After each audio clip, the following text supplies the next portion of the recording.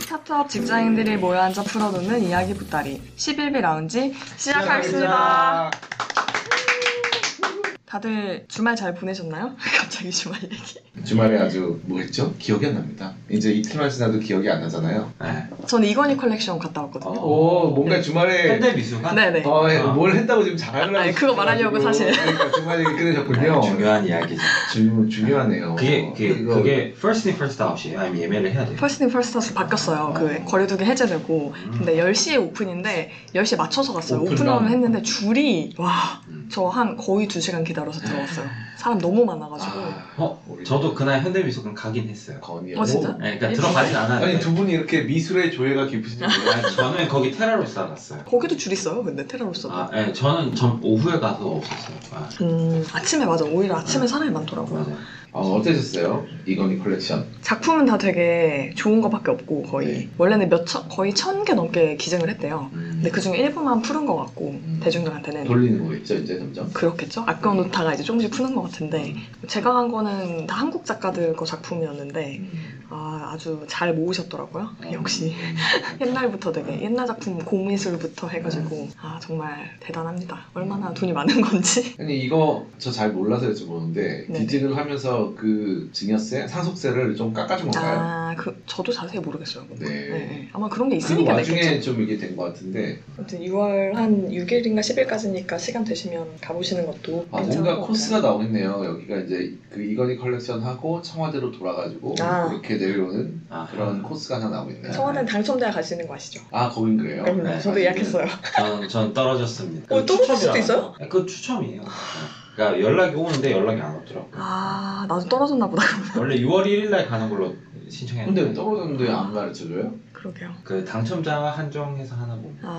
아직은. 또 그게 뭐 문자나 이런 게 국고다 보니까 뭐 세금을 아끼신다.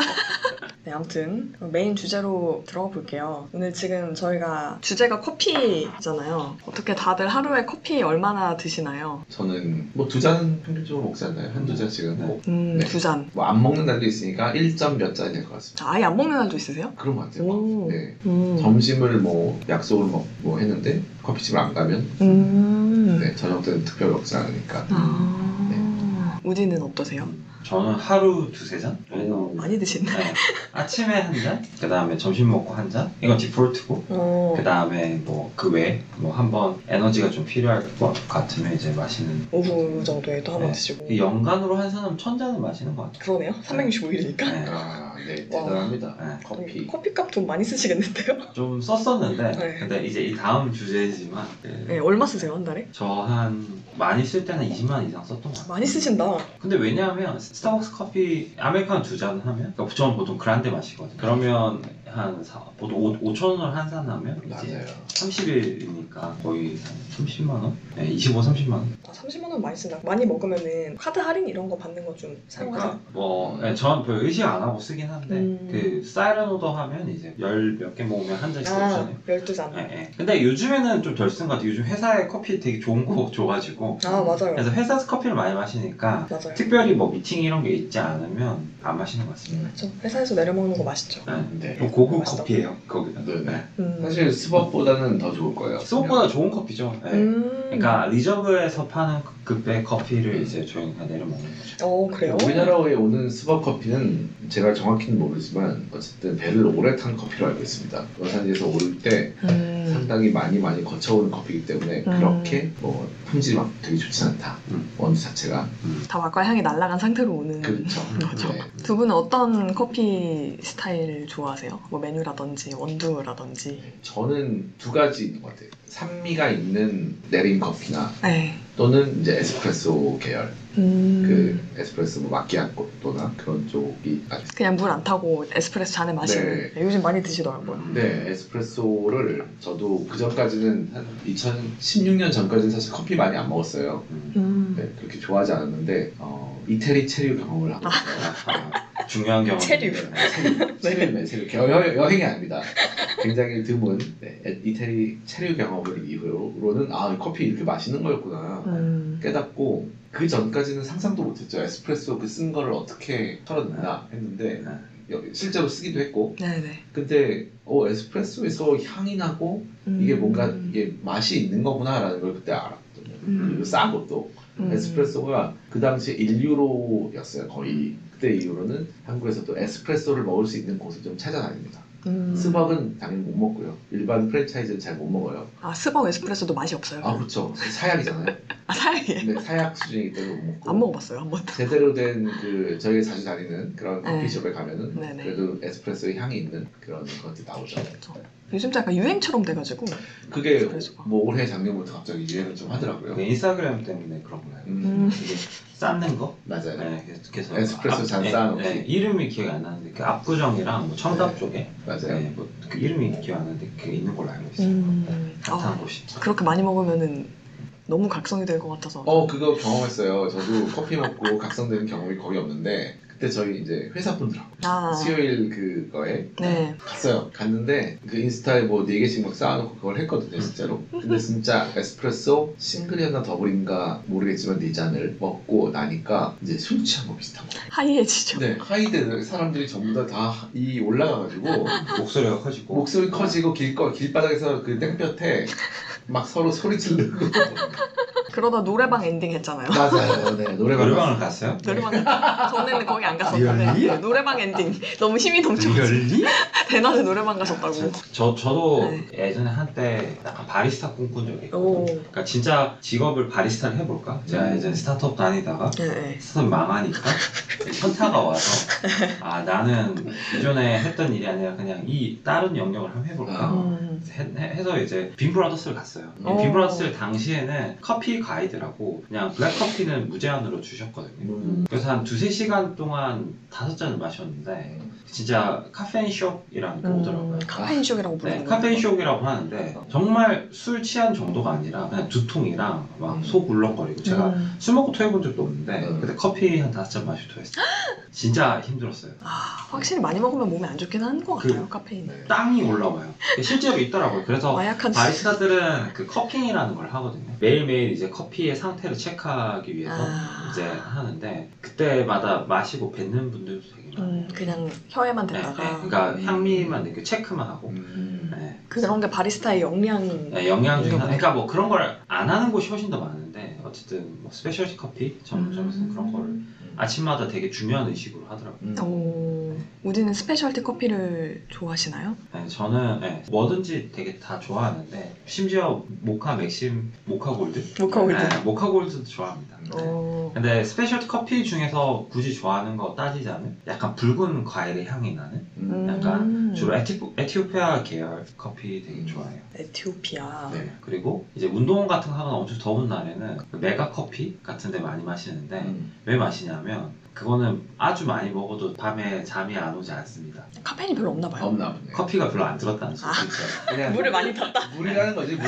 그냥 조금 싱겁지 않은 구수한 물이다. 물이죠. 네. 식량 비슷한 거지. 그냥. 저한테 딱 맞겠는데? 네. 네. 그거 1리터 커피고 되게 양이 많아 보이지만 마셔도 잠이 잘 옵니다. 근데 스페셜티 커피가 정확히 어떤 뜻이에요? 스페셜티 커피가 여기도 이제 협회 같은 게 있는데 맞아요. 그 SCA라는 곳이 있어요. 뭐 스페셜티 커피, 이거 뭐 어소시에이션 같은 거겠죠. 그래서 거기서 80점 이상 받은 커피인데 그 커피가 한 상위 한 10에서 15%? 그러니까 10% 언더 걸로 알고 있어요.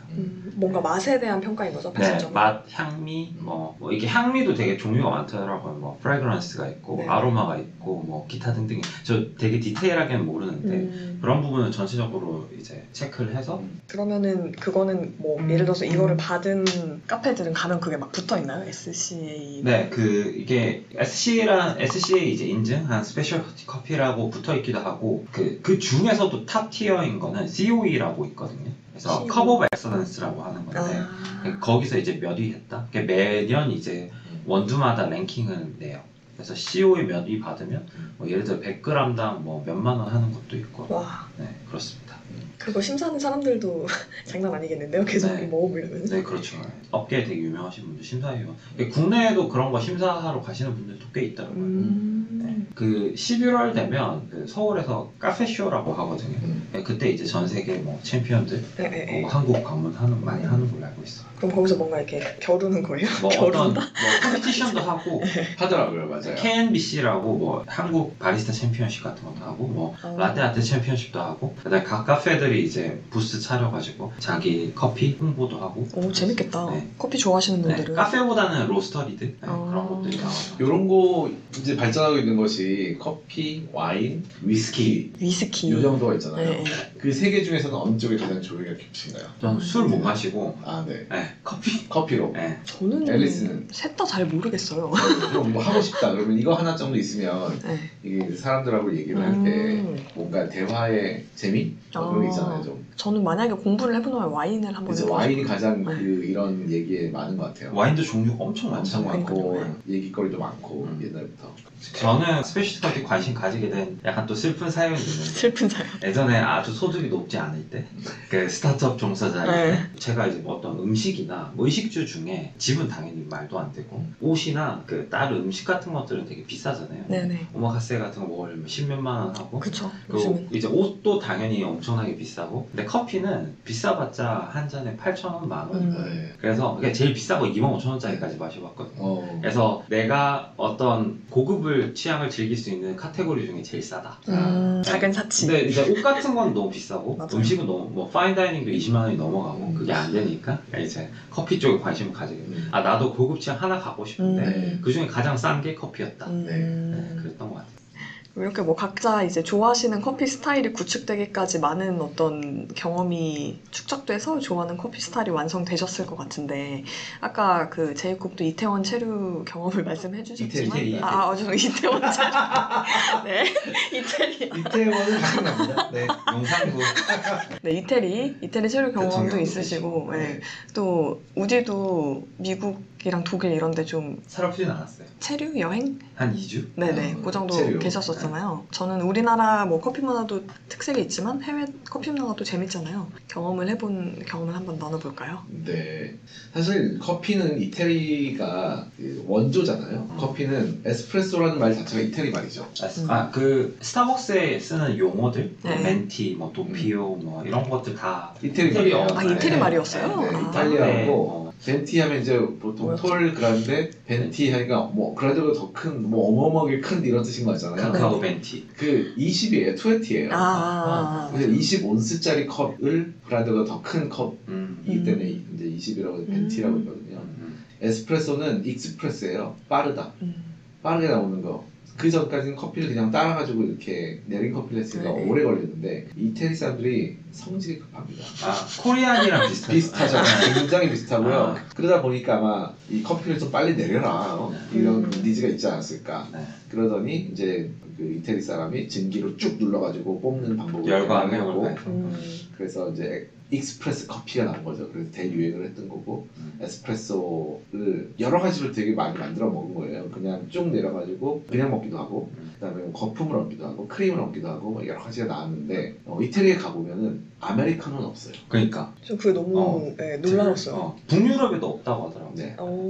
아메리카노는 그 이태리 이제 그 친구한테 이제 살짝 물어보면은 굉장히 격렬합니다. 어떻게 커피를 근본 없는 놈들이 물을 타가지고 이렇게 양을 늘려가지고 먹느냐 향도 없이 오. 네, 그렇게 말을 하고 특히나 또 아이스 커피가 없어요. 아, 무조건 뜨거워야 돼? 그냥 뜨거운 거예요 커피는 다. 이탈리아 꽤 덥지 않나요 근데? 그래도 아이스 커피라는 건 찾기가 어렵고 샤케라또였나? 하여튼 얼음을 간 거와 같이 먹는 건 있었던 것 같아요. 근데 그것도 거의 찾기가 어렵고 그러니까 우리처럼 카페 문화가 아니에요. 카페는 거의 없고 다 커피 바거든요. 커피 서서 마시고 가잖아요. 네. 그래서 뭐 커피 바가 진짜 길거리 역 뭐 이런데 그냥 엄청 많아요. 엄청 많고 가서 돈을 여기서 딱 내요. 그러면은 1유로를 내놓으면은 이제 가져가고 거기에 이 영수증을 놔둬요. 뭐를 시켰다는 거를 내 앞에 그 영수증 앞에 커피를 탁 갖다 놔요. 뭐 에스프레소. 아 영수증 위에 올려놓는 거예요? 네. 그러면은 뭐 마키아토 이런 것들을 딱 하나 올려놓으면 거기다 이제 설탕 좀 타가지고 먹고 한 1, 2분 있다 또 다 가요.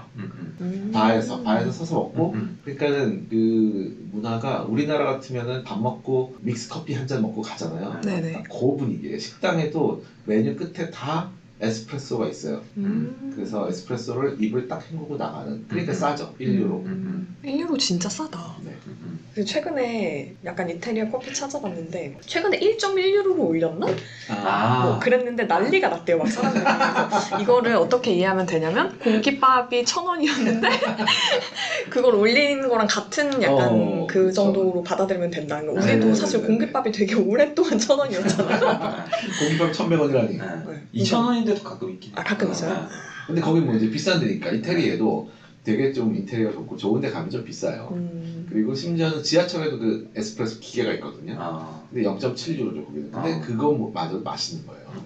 맛있어요 진짜. 그거는 원두랑 기계가 좋은 덕분일까요? 그런 것 같아요. 원두가 그 이태리가 왜 커피를 먹게 됐냐면 에티오피아에서 바로 가깝잖아요. 되게 이태리가 아프리카 가깝기 때문에 바로바로 신선한 원두가 공급되지 않나 하는 추정을 해봅니다. 그러니까 나라들마다 커피 마시는 스타일이 조금씩 다른데 그 북유럽 같은 경우는 드립커피가 되게 발달해 있어요. 그러니까 커피 소비가 제가 알기로 제일 많은 곳이 노르웨이, 핀란드, 뭐 스웨덴, 덴마크 같은 곳들. 따뜻하게 먹는 네, 거다. 거기는 약간 물처럼 하루에 7, 8잔씩 마시는 걸로 알고 있어요.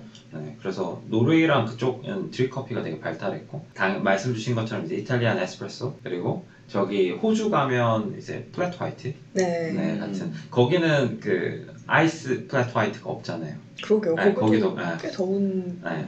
나라인데. 네. 그리고 호주 같은 경우는 되게 재밌는 게 카페가 한 새벽 5시, 6시에 연대요. 그리고 한 오후 한 3, 4시 되면 문 닫는데요. 왜 이렇게 빨리 닫아요? 거기는 그 어떤 라이프 스타일 패턴이 그런가 보더라고요. 네. 그럼 호주 여행 가면은 낮에 커피 마시기 힘들 수 있겠네요? 카페들 닫으면? 낮 정도까지 되지만 저녁에는 좀 저녁 마실 데가 없죠. 네. 어... 그리고 멜버른이 엄청 커피로 유명한 곳으로 알고 있습니다. 멜버른은 그럼 우리나라 따지면 강릉이라고 해야 되나요? 요즘엔 강릉보다 부산이 좀 더 뜨고 있습니다. 저 기사를 봤는데 그 부산에서 조금 그 어그로 끄는 거 아닌가요? 어그로도 끌고 네, 그 다음에 처음 들어보는 것 같은데. 지리적으로도 요즘에 되게 좋아요. 그러니까 커피라는 게 되게 중요한 게 100% 수입이잖아요. 네. 그 원료 같은 게 전 세계적으로도 커피는 항구에 발달해 있거든요. 그러니까 적환지에 발달해 있어요. 그래서 대부분 이제 우리나라의 그 원두의 95%가 부산항으로 들어오는데 그래서 거기서 들어온 원두를 바로 로스팅 해가지고 판매하는 거죠. 그리고 약간 어그로도 끌 수밖에 없는 게 부산이 지금 먹고 살 게 없잖아요. 왜 우리나라 제2의 도시인데 지금 네. 근데 이제 뭐 네. 어떤 그 중공업이라든지 이런 게 네네. 조금 이제 없어가지고 일거리가 많이 없어가지고 그래서 커피 같은 것들을 조금 의도적으로 밀려고 하는 것 같아요. 그리고 실제로 그 챔피언도 나왔어요. 세계 챔피언. 맞아요. 들었어요. 세계 챔피언. 네, 전주현 바리스타라고 네. 그 폴 바셋 아시죠? 알죠. 네, 폴 바셋이 한 10년 전에 챔피언이었고 네. 한 전주현 바리스타가 한 2, 3년 전에 챔피언 됐었습니다. 와우. 네. 근데 강릉이면은 진짜 강릉 카페 거리 딱 해가지고 거기가 굉장히 강릉이 크지 않은 도시이기 때문에 이제 그걸로 딱 특화가 될 수가 있는데 부산은 뭐가 되게 많잖아요 사실은. 그렇죠. 그럼 어디에서 커피를 어떻게 마셔야 된다는 건가요? 그러니까 뭐 유명한 곳은 네. 그 모모스라는 아까 말씀드린 이제 전주현 바리스타가 있는 그쪽이 집을 되게 유명하고 그리고 최근에 그 영도 그 부산항 쪽에 그 원두들이 들어오는 곳들 그쪽을 중심으로도 되게 많이 발달하고 있는 걸로 알고 있어요. 그리고 전포동이라고 서면 옆에 가면 서울로 치면 이제 명동 같은 곳이 있는데 명동 옆 회현 정도 되는 곳이 있는데 거기도 카페 거리가 있어서 뭐 되게 유명한 카페로는 뭐 베르크 그 다음에 뭐 블랙업 커피 그 다음에 브레이브 로스터스 이런 곳들이 되게 성장하고 있어요. 약간 리서치가 되신 것 같아요. 네, 가기 전에 좀 봤었습니다. 저도 부산 가면 이제 할게 카페 생겼는데, 호핑? 카페 호핑을 한번 또 여행 리스트에 넣어도 괜찮을 것 같아요. 정말 카페 많네요, 우리나라. 네, 맞아요. 가면. 미국에 카페가 4만 개 있는데 한국에 8만 8천 개 있습니다. 와, 이거 땅덩이랑 비교하면 진짜 그 많네요. 서울하고 뉴욕의 그 스타벅스 개수가 서울이 더 많은 거 아시죠? 아, 진짜요? 네, 뉴욕보다 더 많아요. 그리고 스타벅스 리저브 커피가 한국에 있는 게 전 세계 다 합친 것만큼이에요. 아, 진짜요? 네. 사실 커피보다는 우리나라는 카페 강국이고 맞아요. 카페가 되게 시장 규모가 커요. 그러니까 우리나라 커피 시장 규모는 전 세계 한 10위 정도. 크다. 네, 그래도 크죠. 네. 큰데 카페는 전 세계 3위다. 와. 그래서 그 이유에 대해서 분석한 네. 어떤 분이 있습니다. 혹시 그분 아니에요? 무슨 건축가 교수님? 유한준 교수님인가? 그분이었나? 그건 저는 아닌가? 사람은 기억 안 나고 말만 기억나는데 네. 왜 그런 것 같아요? 우리나라 카페 왜 이렇게 많은 것 같아요? 앉아있을 데가 없어서 그런 거예요. 약간 비슷한 것 같아요. 그분 맞는 것 같은데. 아, 그래요? 약간 비슷한데 이제 소설가 김영하가 비슷한 말씀 주신 게 카페를 초단타 부동산업이라고 했어요. 그러니까 사람들이 거실이 없잖아요. 맞아요. 그러니까 좁은 집에 살다 보니까 다 비슷한 거예요. 거실이 있으면 좋겠는데 거실이 보통은 없는. 홀짝밖에 있죠. 젊은이들은 보통 거실이 네. 없는데 이제 거실이 없어서 제3의 공간으로서 거기 거실로 향유한다.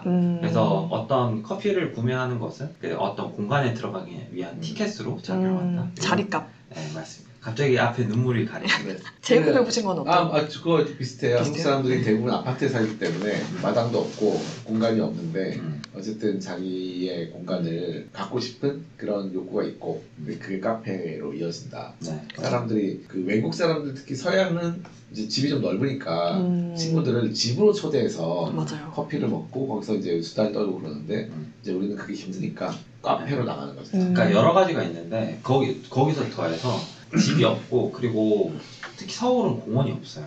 공원 진짜 없죠. 네, 특히 강남에는 공원이 너무 부족해서 어디 앉아서 대화를 나누고 약간 여유로운 시간을 보낼 그 제3의 공간이 너무 없는 거예요. 맞아요. 그러니까 집이나 직장이 아닌 어떤 휴식 공간. 그래서 카페가 많다라는 생각도 있더라고요. 그러니까 유료로 돈을 내고 들어가야 되는 거죠. 그런 거. 참 슬프네요.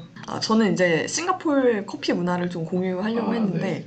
싱가포르에 처음에 가면은 그 로컬 커피숍이 있어요. 싱가포르 사람들도 커피 되게 좋아하거든요. 네. 코피라고 부르는데 이게 약간 말레이시아 말 같은 거인 것 같아요. 코피, 네. 커피라고 하는 코피. 네, 코피라 그래요. 코피. 코피. 그러니까 KOPI인데 그래서 처음에 메뉴판을 보면은 도저히 뭘 시켜야 될지 약간 모르겠어요. 어떤 데는 영어로 옆에 설명을 써있긴 한데 안 써있는 데가 훨씬 많거든요. 그래서 도저히 뭘 시켜야 될지 모르겠고 근데 로컬 애들은 이제 스타벅스나 이런 데도 물론 그런 커피도 좋아하고 그런 카페도 많지만 그냥 데일리로 많이 마시는 거는 이런 커피를 많이 마셔요. 현지 약간 트레디셔널 커피를 마시는데 가격도 되게 싸요. 그 아까 이태리 말씀하신 이태리 에스프레소 가격 정도랑 비슷한 것 같아요.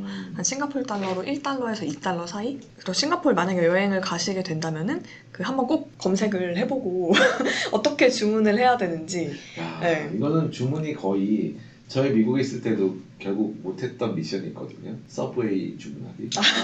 정말 영어로 서브웨이 주문. 어려운 것 같아요. 정말 1년 동안 해보고 싶었거든요. 결국 못했는데 싱가포르 가서 이걸 할 수 있을지 모르겠어요. 네, 그래서 예를 들어서 뭐 그냥 커피에 설탕만 넣은 거는 뭐 코피오, 그다음에 그냥 아메리카노 같이 아무것도 안 넣은 거는 뭐 코피오 꼬송 뭐 이런 식으로 막 이름이 다 달라요. 뒤에 뭘 이제 꼬송. 붙이는 식으로. 네. 귀엽네요. 근데 이게 영어도 아니고 말레이어 같은 거라 정말 처음에 저도 어려웠고 나중에는 이제 현지 로컬 애들한테 물어봐가지고 몇 개만 제가 좋아하는 것만 외워가지고 시키고 뭐 그렇게 했었죠. 그래서 맛이 되게 특이하고 여기는 그 커피를 내리는 방식이 되게 특이한데 먼저 원두를 간 다음에 주전자 같은 데다가 그걸 뜨거운 물을 그냥 바로 부어요. 그 다음에 이렇게 저은 다음에 그거를 이제 얘네가 쓰는 필터는 약간 플란넬 약간 면천 같은 그런 거를 필터로 써요. 특이하게. 융드립이라고 하죠. 그래서 약간 양말 같다고 생겨서 양말같이 생겼거든요. 그래서 그렇게 부르기도 하는데 거기에다가 부어요. 양말에 붓는다. 실제로 양말은 아니지만 네. 거기다 부어서 이제 한번 필터링을 한 다음에 다시 컵에 따르고 다른 재료들을 섞어서 이제 마시는 그런 건데 그래서 맛이 엄청 진해요. 그러니까 결국에는 에스프레소를 안 쓰는 거죠, 얘네는. 그래서 엄청 진하고 커피가 아메리카노, 그러니까 아무것도 안 넣은 커피를 받으면 거의 간장 색깔 정도로 엄청 진해서 네, 되게 진한 커피를 많이 좋아하더라고요. 네. 얘네가 쓰는 빈이 저희가 많이 마시는 건 아라비카래요. 근데 얘는 로부스타 빈을 쓴대요. 아마 인도네시아에서 수입하는 것 같은데 그래서 맛도 조금 풍미가 좀 다르다. 네, 그래서 현지에서는 이제 이거 현지인들은 많이 먹고 뭐 카나 토스트 이런 거 유명하잖아요. 네. 그런 데서도 이런 커피 다 파는데 혹시 나중에 이제 기회가 되시면 카나 토스트와 함께 먹어보셔도 좋을 것 같아요. 네. 너무 먹고 싶네요. 로부스타가 네. 그 뜻이 튼튼한이라는 뜻으로 오. 알고 있어요. 그래서 크게 이제 아라비카랑 로부스타로 나뉘는데 그 아라비카는 보통 이제 아프리카나 그 중남미 쪽에서 많이 되고 약간의 고급 품종으로 알고 있고 로부스타는 그 커피 체리가 엄청 큰 걸로 알고 있어요. 그래서 크고 그 수확이 많이 되고 그쵸, 그리고 그쵸? 엄청나게 튼튼하다. 좀 저렴한. 네, 저렴한. 그죠? 그래서 주로 인스턴트 커피에는 로부스타가 더 많이 되고 있고 오. 근데 일부 스페셜티 커피 중에 약간 인도 북부 같은 데서 재배된 로부스타가 일부 스페셜티 커피로 약간 번외로 익스트랙되고 있어요. 그러니까 맛이 좀 다르니까. 메인 아라비카일 수밖에 없고. 맞아요. 그래서 이게 처음에 싱가포르에서 많이 마시게 된 게 처음에 어쨌든 여기도 이민자 국가 같은 같은 거여가지고 뭐 중국 남부나 이런 데서 사람들이 이민 와서 돈 벌려고 이민 온 건데 수입을 인도네시아에서 싼 걸 해오다 보니 로부스타빈이 뭐 많이 들어오게 됐다 뭐 이런 히스토리가 있더라고요. 인도네시아, 인도, 베트남이 주요 생산국을 알고 있어요. 로스타. 가까우니까 아무래도. 네. 네. 그러면 뭐 다들 어떻게 최애 카페라든지 네. 최애 뭐 원두 파는 곳? 로스터리? 그러니까 저도 집에서 추천을 제대로 시켜주시죠. 근데 해먹어본 적은 잘 없어요, 사실은. 아, 집에서는 아예 안 만들어 드세요? 네, 결국은 커피는 다 밖에서 먹거나 아니면 집에서는 그냥 믹스 커피로 그냥 때우는. 저도 항상 하는 말이 커피는 남이 타주는 게 제일 맛있다라는 게 약간 저의 줄여서 남타커라고. 남자거라 그래요. 그런 말이 실제 바리스타들 사이에 있어요. 아 진짜요? 바리스타들은 남타커가 최고라고. 남타커. 네. 우디도 하나 추천해 주세요. 저는 말씀드린 것처럼 이제 빈 브라더스 엄청 좋아하고 여기 되게 좋았던 점이 뭐냐면 그 지금은 이제 이런 부분 조금 약해진 것 같은데 그 여기에 이제 슬로건이 Your Personal Coffee Guide예요. 그래서 당신의 이제 커피 취향을 찾아주는 그래서 이제 매달 새로운 원두가 소개돼요. 그러니까 헤드 바리스타랑 헤드 로스터가 그 각각 하나씩 근데 하나는 좀 고소한 원두 하나는 약간 산미가 있는 과일향이 나는 원두를 추천해주고 그래서 연간 한 몇십 개의 커피를 소개하면서 내가 어떤 커피를 정말 좋아하는지 어떤 커피를 어떤 형태로 마시는 걸 되게 좋아하는지에 대해서 찾아갈 수 있게 어떤 설명도 해주시고 네, 하고 있습니다. 여기는 그러면 앱 같은 게 있는 거예요? 앱은 없고 웹만 있는데 근데 일단 매장이 서울에 한 6, 7개 정도 있고 그리고 합정이 헤드쿼터예요. 그리고 하남에도 있고 하남 스타필드에도 있고 인천에도 있습니다. 인천에 이제 로스터리와 함께하는 거기 이제 그 원두가 들어오면 네. 거기서 로스팅해서 그 뿌리는 그리고 주요 사업은 이제 B2B로 알고 있어요. 블루버틀도 하나의 원래 스타트업이거든요. 그래서 블루버틀이랑 모델이 비슷한데 이렇게 매장은 하나의 쇼룸으로서 그 커피 같은 걸 체험하고 어떤 브랜딩 공간으로서 활용하고 거기서 쌓은 브랜드를 바탕으로 이제 커피 원두를 마치 뭐 과거에 그 인텔 칩 공급하듯이 이렇게 각 카페에 이제 공급하는 거죠. 그래서 비슷한 이제 플레이하는 곳으로 이제 프리츠나 뭐 테라로사나 메쉬커피나 뭐 카페 리브레 같은 곳이 있어요. 네. 그래서 블루버틀은 그 세쿼이어 캐피탈 같은 이제 VC한테도 투자받았고 진짜로요? 네. 그리고 지금은 제가 알기로 네슬레에 인수된 걸로 알고 있어요. 아 진짜요? 네. 네슬레에 인수된 덕분에 얘네가 그 기존의 팬들은 되게 싫어하는데 그 되게 확장을 많이 해서 이제 코리아에서도 한 8개, 9개 정도 매장을 이제 할 수 있는 것도 약간 네슬레 성님들의 그 역량이 아닐까. 돈을 벌어야 되는. 원래 일본 회사죠? 아니요. 아니에요. 미국 이제 시애틀인가 미국 서부에서 시작한 걸로 알고 있어요. 블루버틀 샌프란시스코에서 시작했네요. 역시. 근데 스타벅스도 샌프란시스코인가 시애틀에 시애틀에서 시작했어요. 네, 파이크 플레이스. 뭔가 그쪽에 뭔가 기운이 좋은가? 뭐 날씨도 좋고 힙하니까 일단. 힙하니까. 네. 그리고 아마 좀 부자도 동네지 않을까? 그러니까 잉여 자본이 있어야지 기호식품도 많이 소비를. 그렇죠, 그렇죠. 네, 그러지 않을까 싶어요. 오래됐네요. 이제 2002년이면은 네. 되게 오래 존버를 한 거네요, 진짜. 블루보틀이요? 네. 엄청 오래됐네요? 그러니까 역시 이게 스토리가 있었던 거예요. 인스타그램 창업자도 블루버틀 되게 좋아하고 네. 그러니까 서부에 있는 많이 IT 기업들이 이제 창업자들이 블루버틀 되게 좋아하는 분들이 많은 걸로 알고 있어요. 그게 거의 뭐 2002년에 창업을 해가지고 2012년에 벤처캐피탈 투자를 받았어요. 그게 10년 존버. 와. 물론 근데 그때까지는 진짜 내가 이걸 뭐 확산했다 이런 생각은 없었겠죠. 네네. 그러니까는 뭔가 매니아가 진심을 담아가지고 내가 하고 싶은 일을 했는데 그 10년 만에 그게 뭔가 뜬 거. 원래 파운더는 네. 스케일업에 대한 그게 없었어요. 없었겠죠. 네. 그러니까 카페를 이렇게 많이 낼 생각이 없었고 그냥 미국 있었고 그다음 일본 2개밖에 없었어요. 그러다가 이제 어떤 그 자본에 이제 그 약간 스치면서 이제 그분들 이제 수익화에 대한 푸시를 받은 것 같아요. 딱 그런 우리나라에 있는 많은 그 지방에 있는 맛집들이 프랜차이즈화 되는 거랑 비슷하네요. 뭐 그럴 수 있죠. 네네네. 매니아들은 별로 안 좋아하시는 분들도 그러니까요. 있어요. 무슨 할머니 보쌈 이런 게 10몇 년, 20몇 년 동안 하다가 이제 어떤 사업가의 눈이 들어가지고 전국으로 확장되는 그런 느낌이 비슷한 거 너무 같아요. 자본주의화 됐다 뭐 이런 말도 있죠. 근데 저는 VC가 카페에 투자한다는 것도 되게 신기한 것 같아요. 몰랐어요. 카페라는 비즈니스에도 투자를 하는구나. 근데 몇 개 있는 걸로 알고 있어요. VC는 투자를 할 때 결국 이게 스케일업이 가능한가, 스케일업을 한가를 많이 보는데 여기는 단순히 카페 사업이 아니라 B2B 공급. 그러니까 이거는 그 카페는 그 쇼룸이고 그 그 브랜딩이고 그걸 쌓아서 이제 카페에 그 로스팅된 원두를 공급하는 거죠. 그걸로 이제 스케일업 할 수 있는 네, 그런 형태인 거죠. 그러면 이제 커피하면 빼놓을 수 없는 스타벅스 이야기 잠깐 해볼까요? 저희가 오늘도 스타벅스 커피를 마시고 있는데 스타벅스가 이제 처음에 들어왔을 때는 저는 사실 기억은 없거든요. 네, 제이콥에게는 기억이 있으실 것 같아서. 저는 그때까지 커피를 잘 좋아하지 않았기 때문에 네, 잘 뭐 스타벅스가 들어왔다, 아니 블루보틀이 들어온다 이때는 당연히 기억이 나는데 예전에 스타벅스가 들어왔다 이런 거에 대한 기억은 없는 것 같아요. 뉴스에 막 나오지 않았나요, 그래도? 그 밥보다 비싼 커피라고 말세라고 했었잖아요. 맞아. 그때는 밥이 밥값이 이렇게 안 4,000원이었으니까. 말세. 그런 이야기 많았어요. 그쵸. 뭐 된장료 얘기도 나오고. 네, 맞아요. 그렇죠. 네. 요즘에 오히려 스타벅스가 싸잖아요. 네. 뭐 엔젤리너스나 폴바센, 뭐 커피빈 이런 거 비해서. 스타벅스가 99년에 들어왔다고요? 네, 99년에. 그러면 들어온 지 한 거의 20년 만에 이제 이마트가 인수를 했죠. 그러니까 정확히는 처음에는 뭐 50대 50 정도로 했다고 했더라고요. 같이 조인트 벤처로 이제 들어왔고 최근에 한 뭐 2년 전 정도에 이제 이마트가 그 나머지 파트너가 들고 있었던 스타벅스 본사가 들고 있었던 지분을 일부 사고 그 나머지는 GIC 쪽 펀드가 사갔대요.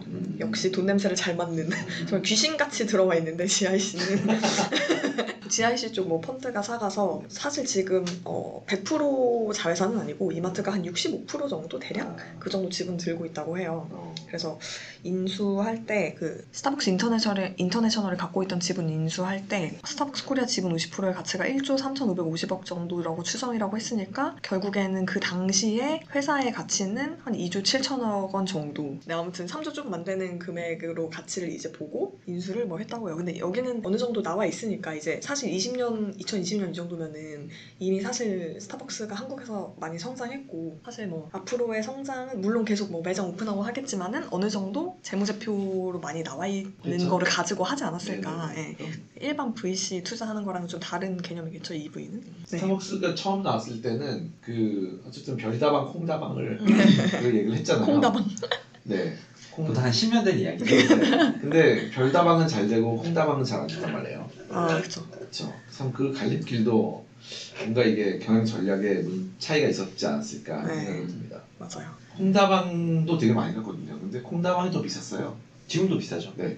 비쌌고 약간 더 고급스러운 것은 콩다방 쪽이었어요, 사실은. 맞아요. 뭔가 간판도 뭔가 되게 복잡한 그 영어가 막 써있고 그랬는데 별다방이 더 적극적인 대중화를 했던 것 같아요. 지방로는 커피 본 적도 없습니다. 지방에 없으니까 네, 거의 본 적 없어요. 그 별다방은 확장 전략을 되게 빠르게 했고 콩다방은 뭔가 자신의 디그니티를 지킨다는 고급화 전략. 딱 이렇게. 그 사실 제가 뒤에 써놓긴 했는데 그거를 가른 가장 큰 그 정책이 스타벅스는 와이파이가 무조건 있고 콘센트도 많았잖아요. 근데 커피빈은 그거를 아예 못하는 정책이었었어요. 빨리빨리 먹고 나가라. 네, 한창 그 모바일과 노트북 이제 개인 랩탑 많이 사용하는 그게 발전하던 그 시기에 그러니까 빨리 먹고 나가라 보다는 커피빈 정책은 이제 사람들이 앉아서 서로 이야기를 나누고 약간 이런 정말 그런 카페가 되기를 원했었다고 하더라고요. 그건 명분이고 결국에는 이제 그 턴오버를 높여 뭐 그럴 수 있죠. 철저한 그 전략적인 방식 아니에요. 회전율을 높이기 위한. 뭐 그때 당시에는 초기에는 뭐 어느 정도 그게 용인이 되었을 수도 있겠지만은 사실 지금 생각해보면 큰 흐름을 놓친 거죠. 거스른 거죠. 그거를 계속 몇 년 동안 고집을 했다고 해요. 한 2013년부터 17년 정도까지. 근데 그때는 정말 스마트폰 다 들고 있었을 때고 사실 인터넷 안 된다고 하면은 요즘은 사실 카페에서 인터넷 안 된 데가 없잖아요. 정말 조그만 가게도. 블루버틀 안 됩니다. 정말요? 저 진짜 깜짝 놀랐습니다. 얼마 전에 그 성수 블루버틀을 갔는데 잠깐 이제 일하려고 갔는데 미팅 전에 안 되는 거예요. 진짜 깜짝 놀랐습니다. 성수인데 심지어 성수인데? 블루보틀이 굉장히 지금 아마 약간 망조를 그거보다 정책이지 않을까? 그러니까 배짱 장사일 것 같아요. 그래서 와 카페에서 제가 오랜만에 핫스팟으로 하니까 되게 여러 가지 생각이 들더라고요. 거기는 근데 쇼룸 개념이라고 하셨으니까 약간 앉아서 죽치는 거를 원치 않는 거 아니에요? 그럴 수 있을 것 같아요. 지금이야 뭐 이제 블루보틀에 그거를 안고 영광을 안고 들어갔기 때문에 사람들이 있지만 이게 오픈빨. 그쵸. 대세를 거스를 수 있을까요? K 카페에서는 와이파이 무조건 있어요. 그래, K 카페 지금 와이파이를 안 넣었단 말이에요 지금 블루보틀. 그게 조금 줄어들기 시작하면 하겠죠. 그러니까 이미 꽉 차 있는데 아마 여기서 더 잡은 물고기에 뭔가 먹이를 줄까? 약간 이런 그러게요. 저희가 이마트가 이제 지분 인수한 것까지 얘기를 했고, 근데 이제 당연히 그 로열티는 계속 내야 되거든요. 회사 이름이 SCK 컴퍼니예요. 그러니까 저희가 신세계 그룹이라서 맞아요. 네, 그냥 신세계 하는데 사실은 정확히는 신세계 계열사 중에 이제 SCK 컴퍼니. 예전에 스타벅스 커피 코리아였는데 이름이 이번에 지분 정리하면서 이름도 뭐 당연히 이거 스타벅스 커피 코리아의 약자겠죠, SCK가. 네, 그렇게 이름을 바꾸고 그래서 SCK 컴퍼니가 스타벅스 본사에 지불하는 로열티가 뭐 상표나 기술 사용 대가가 뭐 매출액의 순매출액 한 5%대 정도 된다고 해요. 근데 작년 그 재무제표를 보니까 SCK 컴퍼니 매출이 한 2조 4천억 가까이 되더라고요. 영업이익은 10%가 네, 2천 거의 400억 정도 되는데 매출의 5%를 곱해서 대략적으로 계산을 해보면은 한 1년에 거의 900억에서 1000억 정도 로열티가 이제 가는 거죠. 네. 백그라운드가 빛나는 리서치. 검색하면 다 나옵니다. 네. 그래서 뭐 이제 재무제표는 사실 간단해가지고 보고 좀 재밌었던 거는 이제 판관비 보면은 상세 내역이 나오는데 판관비를 한 1조 500억대 정도 쓰는데 그 중에 이제 눈에 띄었던 게 판촉비랑 광고 선전비가 180억 정도밖에 안 돼요. 그러니까 전체 판관비 2%밖에 안 쓰는 거예요. 오가닉 유입이에요? 네. 그러니까 생각해보면 스타벅스 광고를 본 적이 없는 거예요. 제가 TV든 뭐 어디서든 이미 항상 우리가 말하는 탑 오브 마인드가 있는 거죠. 네. 그래서 광고비 거의 안 쓰고 그냥 다 뭐 기존 고객들이 그냥 자연스럽게 방앗간처럼 드나드는 거고 그래서 이제 그거를 견인한 하나의 그 성장 동인이 아까 와이파이 콘센트 외에 또 사이렌 오더가 있지 않나. 그리고 또 하나는 저는 스타벅스는 다 직영이라는 점. 맞아요. 되게 중요한 거 같아요. 프랜차이즈는 그 공정거래법상에 출점 제한이 있어서 그 거리 제한이 있어요. 그렇죠. 그래서 사거리에 하나밖에 그 출점을 못 하는데 스타벅스는 좀 유명한 사거리는 4개 다 있습니다. 그래서 한 지역을 그냥 독점해버리는 다른 애들이 못 들어오게 그 전략을 많이 썼던 것 같아요. 네, 맞아요. 강남대로가 아마 단위 면적당 전 세계 제일 많은 걸로 알고 있어요. 네, 강남이 제일 많다고. 네. 여기 테헤란로 여기 강남대로. 네. 장난 아니에요. 역삼부터 신논현역까지 제일 많지 않을까? 계속 있습니다. 계속 있어요, 진짜. 네, 그래서 스타벅스 사이렌 오더의 이제 키는 사람들이 돈을 넣어놓고 까먹는다. 물론 쓰기도 하는데 또 하나의 은행이죠. 그치, 거의 은행 수준이 돼버렸어요. 네. 네. 그래서 재무제표에 보면은 계약 부채라는 항목이 있어요. 그게 이제 충전 잔액인데 좀 특이한 항목이죠. 일반 회사에 없는 그쵸, 항목이죠. 계약 부채 저도 처음 봤어요. 계약 부채라는 항목은 처음 봤는데 선수금 같은 거죠, 어떻게 보면은. 그렇죠. 그래서 이게 충전 잔액인데 20년 기준으로 1,800억, 작년 21년 말 기준 2,500억이에요. 2,500억이 지금 쌓여 있는 거예요. 사이렌 오더 할 수 있는 그 잔액으로. MMF에 들어있겠네요, 다.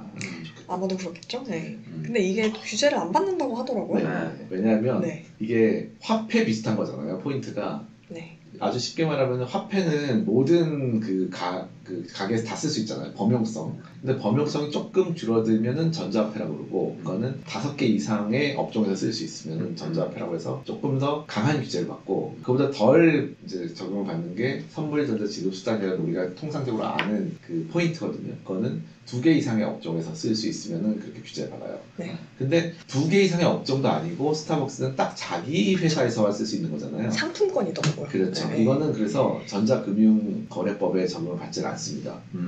만약에 스타벅스 포인트로 다른 데서 뭐 편의점 쓸 수 있다 이러면 이제 규제를 받게 될 거예요.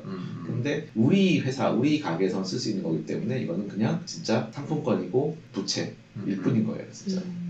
은퇴한 코인러로서 스타벅스가 ICO하면 어떨까 하는 얘기 많이 나왔었죠. 네. 나는 어때요, 많이? 최적일 것이다. 그러니까 근데 이게 만약에 신세계 소유였다면 그게 진짜 끝장났을 건데 왜냐하면 뭐 이마트에서 쓰고 뭐 온갖 곳에 다 쓸 수 있으니까 맞네요. 바로 범용 가능한 화폐가 됐을 수 있었는데 아쉽게도. 근데 그러면은 지금은 그래가지고 전자금융거래법상의 그런 그러니까 소위 우리 금감원님의 전혀 그 터치를 안 받는 영역이기 때문에 좋죠. 굳이 이거를 범용성을 추가해가지고 금감원님하고 이제 우리가 얼굴을 마주할 필요는 없는 거잖아요. 얼마 전에 그 5년 동안 안 쓴 거 30억 드셨잖아요. 스타벅스에서. 그 선수금.